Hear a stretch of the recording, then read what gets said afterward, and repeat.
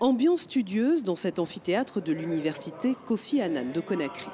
Ce matin, il est question de l'intégration monétaire ouest-africaine et particulièrement de la future monnaie commune, l'ECO, qui devrait remplacer à terme le franc CFA, dont la fin a été officiellement annoncée en 2020.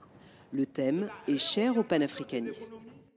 Ce qui est fondamental, c'est que les Africains ne peuvent plus supporter que les décisions monétaires de l'Afrique soient prises en dehors de l'Afrique. Dans la salle, des chercheurs, des curieux de tout âge, mais surtout des jeunes. C'est à eux que s'adresse en priorité l'événement.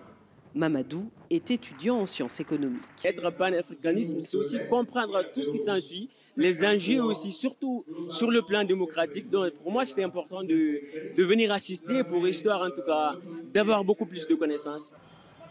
Une trentaine de conférenciers interviennent toute cette semaine dans les 3 grandes universités de la capitale autour du panafricanisme. En ces temps où tout le monde se réclame du mouvement, il est essentiel de clarifier le concept, selon l'une des organisatrices du colloque. On rejette l'Occident, on est arrivé à rejeter une partie. C'est comme si le panafricanisme devient un élément de rejet pour la jeunesse.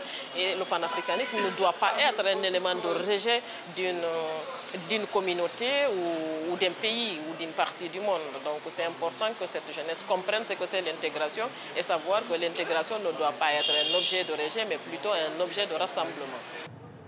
Et pour ceux qui ne se trouvent pas en Guinée, il est possible de suivre en ligne l'intégralité de ces conférences.